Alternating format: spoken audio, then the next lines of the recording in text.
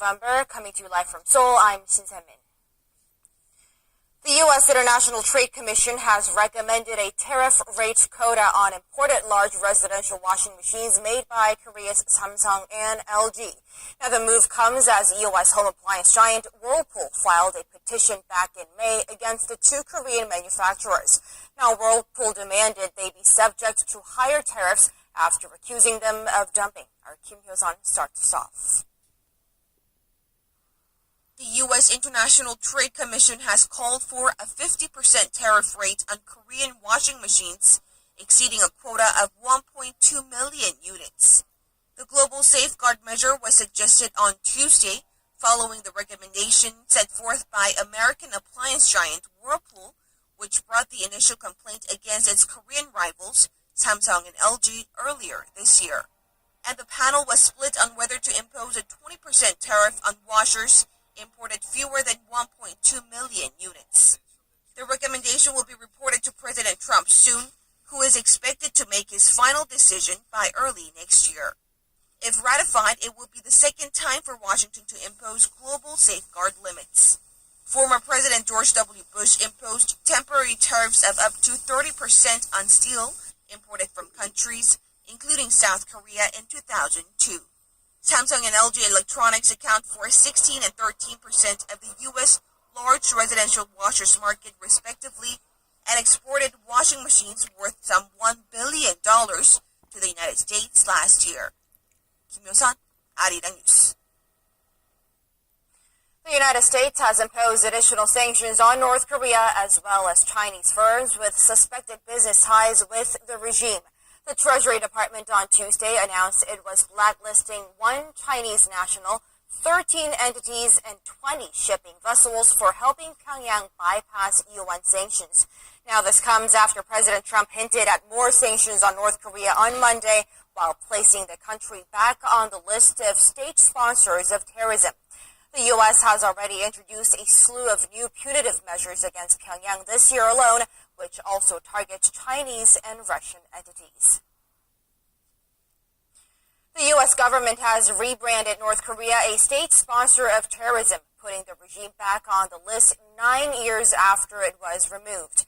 North Korea had warned that it would not take kindly to such a move, and our Kim Mo-gyun gets an expert's take on how Pyongyang might react.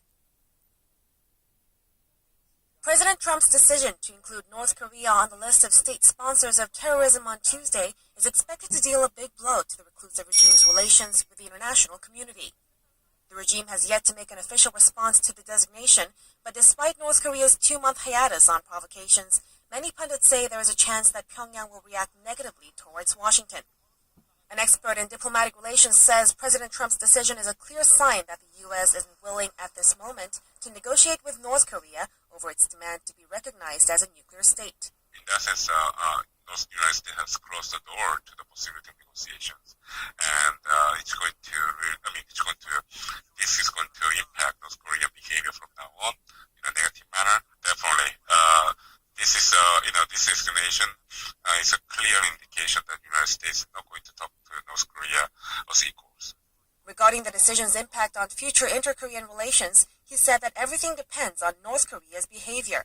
If North Korea refrains from carrying out provocation, then it increases the chance of a successful inter-Korean dialogue. But if North Korea responds to today's U.S. government action, it's going to be aggressive and say another missile launch, then it's going to make the South Korean approach towards North Korea of insisting on dialogue very difficult. In the case of China, the expert said, North Korea's ties are already strained, but not to the extent of the regime's relations with the U.S. However, he added that with the latest news and with the prediction that the Chinese envoy to Pyongyang, Song Tao, was not able to meet the North Korean leader during his recent trip, ties between the countries could worsen. I don't think the relationship between North Korea and China will ever reach such a negative state, but it's possible that the relationship between the two countries will deteriorate further with increasing breakdown of communication between the two countries. Even before Tuesday's decision, North Korea has been responding sensitively toward being renamed on the list of state sponsors of terrorism, calling it a hostile attitude and adding that Washington should get ready for the consequences. Kim Mo-kyun, Arirang News. Top diplomats from Asia and Europe have denounced North Korea's recent provocations while renewing calls on the regime to lay down its nuclear weapons program. The message came from the chair's statement at the conclusion of the two-day Asia-Europe meeting in Myanmar, attended by senior envoys from 51 countries. The participants backed South Korea's plan to ease tensions on the peninsula and establish lasting peace through political and diplomatic means.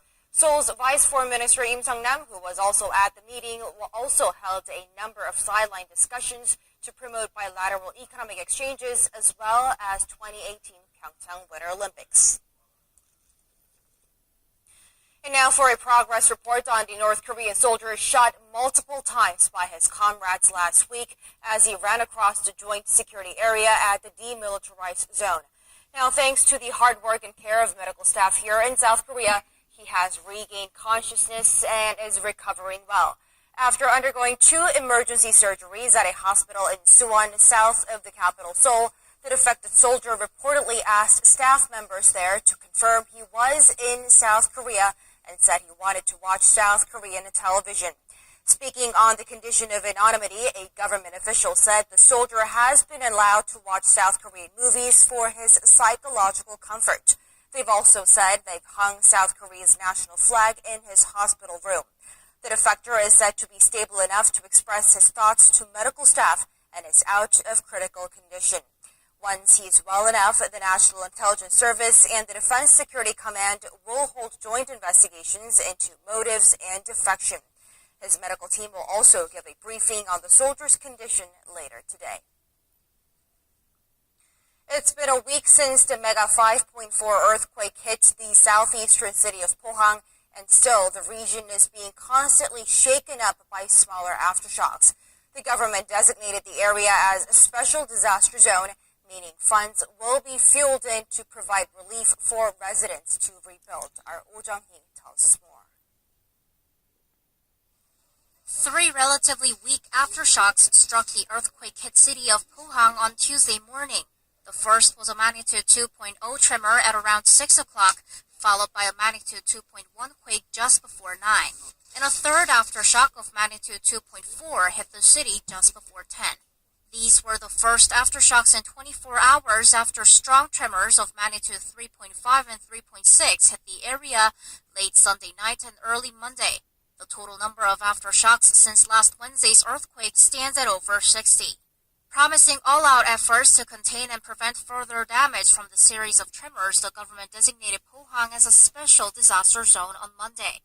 The move is aimed at lessening the regional government's administrative and financial burden during the recovery process. Roughly 65% of the budget required for restoration projects in Pohang will be covered by the government. For local taxpayers who've been affected by the quake, the country's tax service is providing deadline extensions and halting tax investigations. Tax will also be deducted for businesses that have seen over 20% of their property damaged. Fees for health insurance, gas, and electricity will be reduced, and some citizens could start their military service a little later or be exempt from mobilization training. Oh Jung-hee, Arirang News.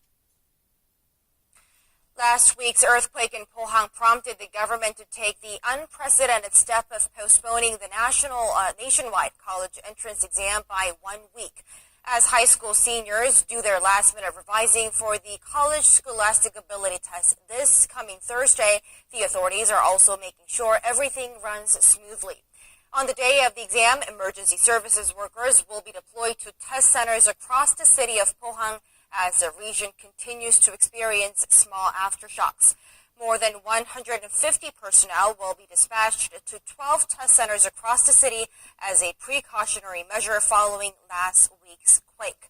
The country's disaster management agency says firefighters, police officers, and doctors, among other specialties, will be on full standby in case of further aftershocks or other emergencies.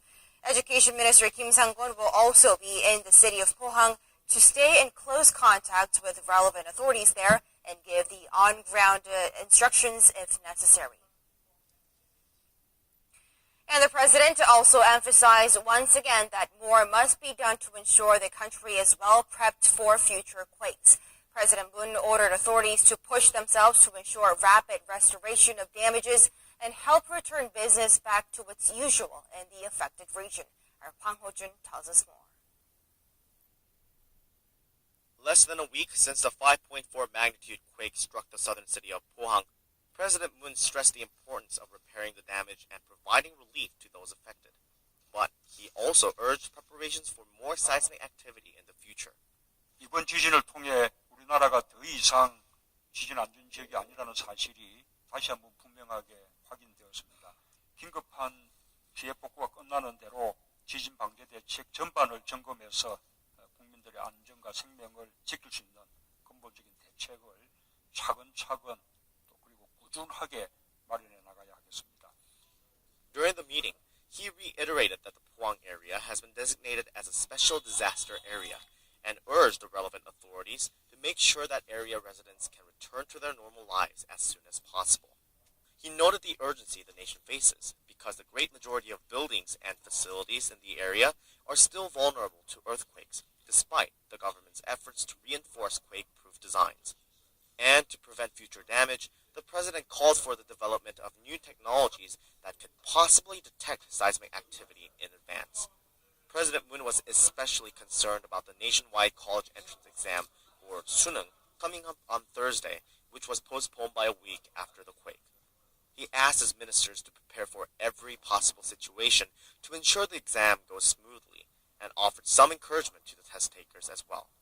And regarding the latest outbreaks of avian flu, President Moon ordered his cabinet to come up with swift and powerful measures to prevent the virus from spreading, especially with Pyeongchang Winter Olympics coming up in a matter of weeks. This was the first cabinet meeting since President Moon's return from his Southeast Asia tour.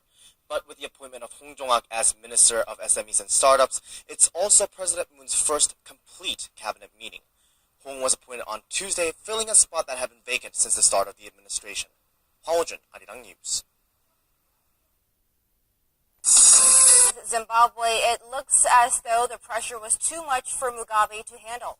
That's right, Simon. There are scenes of jubilation as Mugabe's 37 years of rule came to an end. His surprise announcement to resign on Tuesday came shortly after his ruling ZANU-PF kicked off impeachment proceedings. It was not made in person, but through a letter given to Parliament for the Speaker to read. In his letter, Mugabe said he was concerned for the welfare of the people of Zimbabwe and wanted a smooth transfer of power. Roars of celebration erupted inside Parliament after the announcement and on the streets of Harare. Something that is well organized. No corruption, no stealing, no cheating, and no dictatorship in the country. This is what we are looking at. And we want to give praise to the Lord. It has been 1 week since military action saw Mugabe confined to his own house. The impeachment procedure brought a sense of legality to what would have been an outright coup. Mugabe had been under intense pressure from all sides to step down, and he once defied those calls in a speech last week. Hours before his resignation, the 93-year-old was reported to have called for a routine cabinet meeting as if it was still business as usual. But only 6 out of 23 attended, with the rest attending the impeachment proceedings. ZANU-PF, meanwhile, says recently fired Vice President Emerson Mnangagwa would take over as the country's leader within 48 hours. CBS News and PBS have cut ties with famed talk show host Charlie Rose after a series of sexual harassment allegations were made against him. Rose expressed his deep apology for what he described as inappropriate behavior, but he added he didn't think all the accusations against him were accurate. His sacking came less than 24 hours after the Washington Post published the allegations based on interviews with 8 women who described unwanted sexual advances. Apple has been accused of relying on high school students working illegal overtime to build the iPhone X through its contractor Foxconn, which manufactures the devices in Zhengzhou, China. The Financial Times reported Tuesday that 6 high school students told the paper they would usually work 11-hour shifts to help assemble Apple's most expensive phone yet, breaking Chinese overtime laws in the process. Apple and Foxconn said all interns worked voluntarily and received benefits, but they did acknowledge they were working overtime. The firm said they are taking remedial action.